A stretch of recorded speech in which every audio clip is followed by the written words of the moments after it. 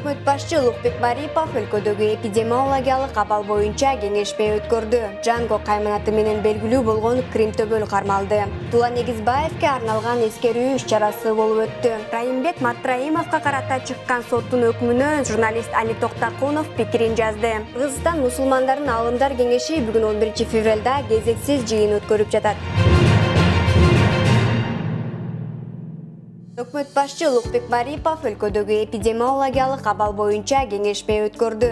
Кеңешменин жүрүшүндө жалпы билим берүү мектептеринин жана бала бакчалардын ишин ыраттуу жандандыруу, калкты ыктыярдуу түрдө COVID-19 массалык вакцинациялоого даярдык көрүү маселеси талкууланды. Белгиленгендей, COVAX программасынын алкагында вакциналардын биринчи партиясы республикабызга үстүбүздөгү жылдын март айында алынып келинет. Ал эми экинчи бөлүгү экинчи кварталда жеткирилмекчи. Өкмөт башчы Улукбек Барипов калкты биринчи кезекте билим берүү жана медицина тармагынын кызматкерлерин ыктыярдуу вакцинациялоо боюнча ишти ыкчам жана сапаттуу жүргүзүүнүн маанилүүлүгүн белгиледи. Жанго кайманаты менен белгилүү болгон Крим төбөл кармалды.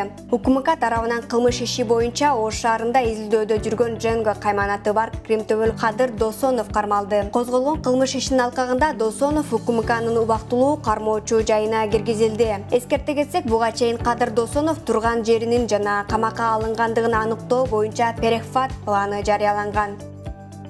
Маркум журналист Тулан Эгизбаевке арналган эскерүү иш-чарасы болуп өттү. Бишкектеги Бакен Кыдыкеева атындагы Жаштар театрында бүгүн 11 февралда иликтөөчү журналист Улан Эгизбаевке арналган «Уландын иши уланат» аттуу эскерүү иш-чарасы өттү. Маркум журналисттин жаркын элесине арналган иш-чараны Уланбек Эгизбаев атындагы Жаштар бирикмеси уюштурду. Эскерүү кечесине Эгизбаевдин апасы, жубайы, жакындары, кесиптештери, экс-президент Роза Отунбаева, чыгармачыл адамдар жана активист жаштар катышып, анын эмгектери кийинки жаштарга үлгү болоорун белгилешти. Чыган журналисттин көзү тирүү болгондо 12 февралда 31 жашка чыкмак.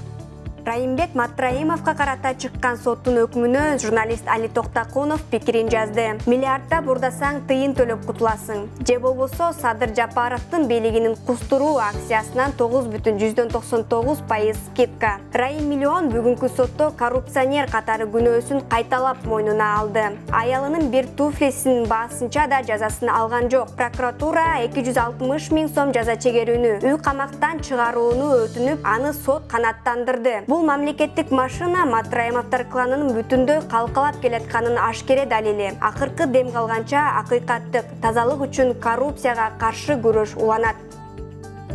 Кыргызстан мусулмандардын алымдар кеңеши бүгүн 11 февралда кезексиз жыйын өткөрүп жатат. Алымдар кеңешинин кезексиз жыйынына журналисттер киргизилген жок. Бүгүн күн тартибинде кайсы маселелер бар экени да азырынча белгисиз. Муфтияттын борбордук текшерүү комиссиясынын мүчөсү Бакыт Нурдинов буга чейин журналисттерге жыйында ажылыктын акчасы боюнча маалымат берилерин айткан. Муфтий Максатбек Токтомушев кызматтан өз эрки менен кетип жатканын башкармалыктын маалымат кызматы 10 февралда билдирген. Ошол эле күнү ал улуттук коопсуздук боюнча мамлекеттик комитеттин убактылуу кармоочу жайына шектүү катары киргизилгени белгилүү болгон. Атайын кызмат билдиргендей, экс-муфтийдин кылмышка катыштыгы бар экенине далилдер алынды.